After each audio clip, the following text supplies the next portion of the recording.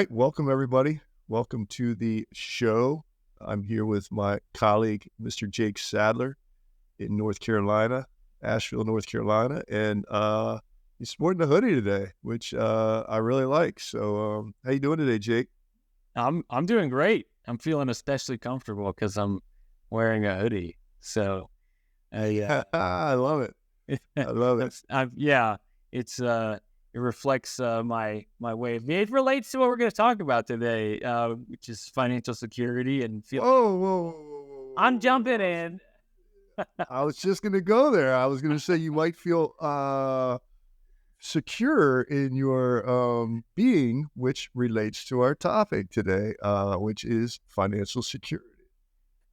Somebody had to take the segue. I had thought about it. I was like, I want to be comfortable. So, if I want to be comfortable, I like to wear a hoodie. And, it's one of those things where it's something I enjoy. It makes me comfortable. I feel good. And we're going to talk about financial security, which is kind of feeling comfortable financially. It's a way of being. And so we can unpack that a little bit more and explore it. But, just because I'm wearing a hoodie doesn't mean I'm not taking things seriously.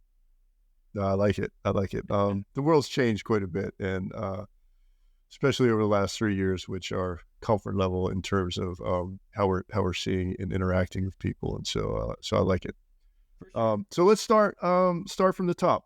In your opinion, you wrote a blog post that we're tying this conversation to about financial security, and the first piece is what is financial security. So why don't you take a shot at that, and I'll take a shot at it and see where it goes. Yeah. Well, I think number one is it's difficult to pin down a hard and fast definition for what this means. And the blog post that we wrote, kind of takes a stab at that, at defining financial security. And I think at kind of a fundamental level, something we can probably all agree on when it comes to financial security means that you have your financial basis or basics covered. So you have enough money coming in to cover your basic needs, right? So all of your kind of non-optional bills that you have coming in, things like that, those types of expenses. And you also have enough money set aside to cover some level of emergency. Now, I said some level because this is where I think financial security and attempting to define it very clearly becomes difficult, because every individual or every household is going to have a slightly different definition for what financial security means, if for no other reason than that their set of expenses, their set of needs are going to be different than somebody else's, right? It might be similar, but they're going to be different. And the things that they need to be prepared for from that kind of rainy day scenario standpoint might be different. So everybody's situation is different. And so everybody's going to have a slightly different definition for financial security, but having those bases covered, having those basics covered, your needs for your expenses and something for a rainy day. So what are those base needs that you're talking about? I would assume housing, food, and healthcare. Yeah, I mean, I think those are three great ones to start. I mean, you need a roof over your head. You need to have food on the table to eat. You need to be able to take care of any healthcare issues that come about. It's interesting though, because this kind of gets into something that I was thinking about earlier when it comes to financial security. And one of those that I like to think about is kind of total cost of ownership. So you think about like a roof over your head, right? And if you're renting, then that might, to the expense from month to month to have that roof over your head, it might just be one number, right? But if you own a house, you're going to have quite a few different expenses that aren't really optional that you have to pay month to month to keep that roof over your head, right? So if you've got a mortgage, you've got principal and interest. You've got property taxes. You have homeowners insurance. You have certain maintenance costs, some of which are going to require immediate attention. So you have, I think when you think about kind of total cost of ownership, you can categorize at the highest level, you need, housing, food, healthcare, these types of things. But depending on your situation, you might have kind of that, cost for housing might spread out in a lot of ways that aren't kind of immediate. Yeah, and I like how you went and talked about it being different for different people, because let's stick with this housing just for 1 second. Housing is going to be different for different people. Some people just might need the absolute basics, just a small house, room to sleep, a kitchen, a place to cook, minimalist type stuff. And to somebody else, being secure might be having a little bit more room or space, or a yard or something like that. So I think that cost, that financial security, is going to be different for different people. For sure. I mean, and I think it quickly, you blur the lines between needs and wants really fast. House is a good example. A car is another fantastic example where, as an expense, you might have, in your situation, an absolute need to have a car because you need to get to work, right? Not everybody has to commute by, car anymore to work, so it doesn't apply to everybody. But if you need a car to get from home to work, then you have a car and it's an expense. Do you need, a metal frame and 4 wheels and an airbag and a steering wheel, or do you need the heated chairs and the stereo system and everything automatic? Like, there's a really wide spectrum of consumer preference that kind of gets into that decision. And so, from that financial security standpoint, those decisions you make along the way for these types of expenses, they are important to consider as a kind of a total cost within your overall situation. Like, what do you need versus what do you want? The car is another good one. It's just like the house. And that's where I started to think about it when I went down that road, is a need versus want. And so, some people might describe financial security as just the pure basics of what you would need to be able to survive on a daily basis. But I don't think that's where we're going here, right? I mean, it's really important because I think one of the points we're making in the blog is that, from our standpoint, financial security, it's in a lot of ways, it's the way of being, and you get to define that for yourself. So somebody could feel financially secure within their current lifestyle, knowing that, for example, if they lost their job, they would go out and happily do anything in order to bring in the income that they need to maintain that lifestyle and have a feeling of financial security, knowing that they're willing to do that. But for other people, they may say, if I lose my job, I can't maintain my current lifestyle, and I am not willing to just go do anything in order to maintain it. So I think from the standpoint of their, individual circumstance and sense of financial security, it's going to be different. And that's a point we'll just keep coming back to. Yeah. So if I were thinking about this, if I were to define what financial security is, hearing all this, I guess it would be then having enough income and or assets to meet your living objectives without having to be under duress. That's a perfect example. I think you covered in that description, in kind of the terms that we need to use to define this, some financial parameters, right? And some kind of lifestyle parameters. So you want to maintain what you have with your current income and current assets without having to, kind of enter into a zone of chaos in some way, shape, or form, whether it's kind of stress or you're having to take on debt that you really don't want to have to take on, or you have to change your lifestyle in some way. Duress, that was your term. So, I mean, I think some of those financial parameters we can define, for financial security. So you need that source of income. You need adequate assets in order to cover those expenses. That income, decreases or goes away. And I think within let's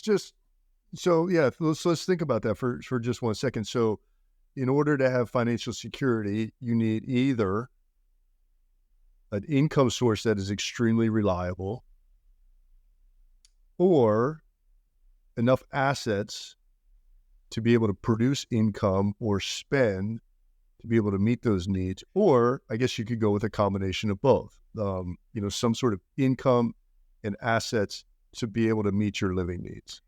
Yes. And I think that's a really good point, because it's depending on where you are in your financial life, is also going to define the kind of financial parameters around that sense of financial security. We touch on this in the blog. Like if you're just starting out, so in your, say, working career, right, your sense of financial security is going to be defined by a far different set of financial rules, parameters, than if you're entering into retirement. Right? And so, like as the example, I think in the blog, like if you're just starting out, having that balance of income and expenses, you've got enough income coming in to cover those expenses, and you have a little bit extra to save up, and you have maybe an initial starting cash savings target of $1,000. Like if you're just starting out, and like to get to from 0 to 1,000 in your emergency savings, that can be a big step, and it can provide you, if you are able to achieve that, with a sense of financial security. But if you ask someone entering into retirement and they only had $1,000 in cash in savings, if they felt financially secure, they're going to say no. Yeah, and it does have a big effect, because you're younger, you might not even recognize the impact that a loss of job might have, or if you don't have any money in your savings account until you experience that. And I guess the other thing that creates sort of the whether it's need is the right word, but sort of the desire to be more financially secure is, adding members to your family that you might have to take care of, or, you have a house or something that you don't want to lose. So you want to be more secure in your financial base to protect your spouse in case something happens to you, or your children, or you don't want to lose an asset or something like that. So, right. You just build that foundation. Yeah. All right. So then the question leads to is, can you actually be financially secure? Like, can you? Is anybody ever financially secure? I think that's a difficult one, again, to answer. I think from our standpoint, generally is no, because again, financial security, it's a sense that you're going to be okay, and it's kind of a way of being, and it requires an understanding of your situation, and it requires, you can have that sense for your entire financial life. Like you can feel financially secure for your entire financial life, but for the vast majority of folks, something can always get in the way. Something can always potentially trip you up in your planning, throw you a curveball, derail the train on your journey, in your financial life, and can jeopardize your financial security. So it's always under threat, I guess, is my point, that sense of financial security for the vast majority of people. So it sounds to me like there's probably levels. So maybe, you're never 100% going to be financially secure, because, you never know what's going to happen in the world. Like there's just this complete unknown, like something crazy could happen. So let's take that out of the equation. So that's like out of a 1 of 10, like that's 10 being financial secure. So, you could probably get to a 7, 8, or 9. You can feel really good about your situation. But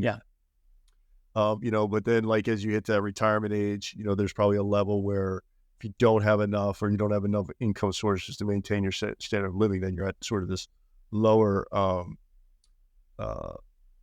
level of financial security. So yeah, I think you're totally spot on. Like there are different levels. It's kind of what we're talking about with stages of your financial life, different levels of financial security. And I think your retirement is a really interesting one, because the objective for so many folks, they're defining retirement as financial independence, the freedom from needing to work to have the income that they need to maintain the lifestyle that they want. So that objective then kind of is in fact financial independence. So for someone in retirement, they're going to want that financial security to be in place to protect their financial independence because they don't want that to go away. Yeah, so that's what's important to them. Exactly. Right. And I think I want to draw a little bit of a distinction between financial security and financial independence because they are different. So financial security, again, this is what we're talking about, making sure you're able to keep going in the financial life that you're trying to lead. And so if you're at that point in your financial life where you're financially independent, you're going to want to maintain that. So your level of financial security is going to be defined by a set of parameters that allows you to maintain your financial independence. So you had something in here about how, and let's stick with these levels. How can your level of financial security affect your family? Yeah, for sure. I think this is a really important one. And I mean, stress first and foremost. Yeah, that's what I was thinking. Right. I mean, various surveys have been done. One recent survey that I pulled up indicated that 72% of Americans do not feel financially secure. The average American household does not have $1,000 in cash savings to weather kind of an unforeseen emergency. So you kind of look at these statistics just as an example to point to, okay, financial security and a sense of financial security is important, and a lot of folks don't feel like they're there. That's adding stress into a lot of people's lives. And that stress can take on lots of different forms, right? And it can take away from your peace of mind, your level of comfort, and can take away from your sense of freedom. Like you don't have control over your own life because you don't feel that you have control over your financial life. So from our standpoint, I mean, if that's how you're feeling, let's start to unpack it. Let's start to look at the numbers and see, okay, objectively, the numbers indicate that, yes, indeed, your feeling is correct. You're not financially secure. Here are steps A, B, and C that you can take to get to that first level of feeling financially secure. Or you can peel back, your situation, take a close look at it and see, okay, actually, you are in a good spot. You are objectively financially secure at a level that's appropriate to your situation. And so here, you can have a little bit more peace of mind in your situation. So there's, I hear that, and that's the first thing that came to mind is that stress piece on financial security. If you're sort of on this lower level of financial security, you might have debt piling up. You might have, a job maybe that's not so secure. You may be over invested in the markets, but so that might cause some anxiety, some stress, some problems with a marriage. You may lose a home, or you may have to drive a car you don't want to drive or something like that. But what is financial security? So let's say you're on that higher level, you're 7, 8, or 9 in financial security. I noticed you have some things in the blog that there's some things you can do with that security that you may not be able to do if you're unsecure. Yeah, no, that's a great kind of next place to go because, as I was just talking, okay, if you're not feeling financially secure and you want to know, okay, am I or am I not? And you look at the numbers and you're not, objectively, you're not, you take steps A, B, and C to move in that direction. Well, let's say, like you said, you're at a security level, kind of 7, 8, or 9, you're in a good place. Well, then we can look at kind of what are your opportunities now? So instead of action items to kind of move the needle on financial security, now you've opened up kind of doors of opportunity for action items that can enhance and improve your overall financial life. And we talk about some of those in the blog, I think using examples exclusively from kind of that standpoint of, okay, you've met the parameters of objectively for financial security for the level that makes sense for you. Now, what can you explore? And so, a couple of examples that we had in the blog, just in kind of practice working with clients and seeing the decisions that they've made. One really, example that I really like is, a couple that they had received an inheritance and, it was sizable. It wasn't, kind of enough to, allow them to be completely financially independent and no longer work. But it was a life-changing amount of money. And after a lot of thought and deliberation, the couple decided, and one member of the household, one spouse had a good job, well-paying, and they were financially secure without the inheritance that they received. But receiving the inheritance kind of opened up a door of possibility to say, okay, this takes some of the pressure off what we felt in terms of retirement preparation and managing our household expenses. Our expenses have gone down now, in fact. And one thing that I've always wanted to do was to start a business. I have this real passion, and I want to look into starting a business around this. And when we looked at the numbers and looked at the situation, we were able to say, yeah, let's define some parameters around what makes sense for this endeavor. But you're in a position where you are financially secure. You can pursue this objective. And so far, the business is doing really well. And they have found a lot of personal satisfaction in that journey. So I think the opportunity to explore something that's personally rewarding and the opportunity to pursue something that's potentially financially rewarding was afforded through financial security. Yeah, I think that's it. It gives you the opportunity to explore different things. And as we're thinking about this, and I just Googled it, it's taking me back to an old psychology class I had. So hopefully you're with me on this, but it reminds me of the Maslow hierarchy of needs. It's like the physiological needs, which is your air, your water, your food, your shelter, your safety needs, personal security. Then you have love and belonging, and then you have esteem, which is respect, self status recognition. But then you have this self-actualization, which is this desire to become the most that you can be. And I think that to me relates a little bit to or a lot to financial security. You can if you have good financial security and a really good base, it will help you get to where you want to be in life. Yeah, exactly. And it's a pyramid of needs, right?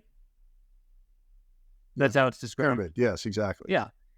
And I think that's something that is maybe helpful to think about, depending on where you are in your financial journey. Like, you got to build the foundation, right? In order to keep progressing and keep moving up to these levels as you get further on. Yeah, definitely. So, Jake, just a couple things. Well, we got a few minutes left here. I wanted to touch on, and I may have made this mistake earlier. I was talking about, income sources and assets to provide financial security. But I think one that we're missing out on, or haven't really touched on, is insurances that can really help provide some financial security in case something happens to you. And so, building this sound foundation is not only having a good job, not only accumulating assets, but it's probably having the appropriate insurances in place in case you have a death, in case you become disabled, you need long-term care. That can help you maintain a base or a level of financial security in the event something goes wrong. Yeah, I think that's really important. I don't think we touched on that too much in the blog post, because I think we were trying to get more to that sense of what financial security is and talking about like what we've been talking about, different levels of financial security and kind of that hierarchy of needs. But that hierarchy of needs is a great segue into risk management, which is really the kind of, in terms of our financial life, the area where insurance falls. So as we're building that foundation in our financial lives, we have to manage certain risks that are out there. They may be kind of lower probability, but higher risk, higher potential loss. And those types of risk can ideally be transferred, right, through insurance. And so as you're building your financial life, I mean, you got to have certain bases covered. I mean, health insurance is, I think, the obvious one that probably comes to mind for most folks, right? If you're trying to build your financial life, you can't really risk a catastrophic financial or a really large bill, from a catastrophic medical event. I mean, if you try to build your financial life and you get slapped with a $50,000, $150,000, medical expense, that's going to derail your trade. So, you can transfer that risk through insurance. Auto insurance, so your property and casualty, so your auto, your homeowners, umbrella liability. These are insurances that are really important that will protect you against these types of really catastrophic kind of financial losses. And in a lot of cases, they're required when it comes to property and casualty. So you kind of need a certain minimum level of coverage depending on the state you're in for auto. And if you have a mortgage, the banks can say you have that homeowner's insurance. But the devil can be in the details. It's important to work with a trusted professional to make sure that you're not skimping on the coverage you have, because they could come back to bite you. Life insurance. Go ahead with your life insurance. Well, yeah, so you said life insurance real fast, because this is the one that can make some folks uncomfortable for a number of different reasons. Number one, you have to think about potential death, and that's not just point blank. That's not pleasant to think about, but it's kind of necessary to think about if you're building that foundation. And with insurance, I mean, insurance products like life insurance, they're sold by commission. And so, there's a lot of kind of information out there about insurance policies that aren't really great, and they're very expensive. They don't cover risk in the same way that have been sold to people, and we don't have to get into that. But, it's really important to understand income replacement. If income in a household is lost, it's important to consider kind of estate enhancement for surviving beneficiaries, whether it's a spouse or dependents. And, doing an analysis of your needs is important to understand what kind of protection you need from that loss of income. And disability would also fall into that category of managing the risk of loss of income. Yeah, and I would just add to that a lot of times, especially at the younger ages, they're not too terribly significant costs to manage a really large risk. You can put things in place that aren't going to totally ruin your financial situation, with a monthly bill.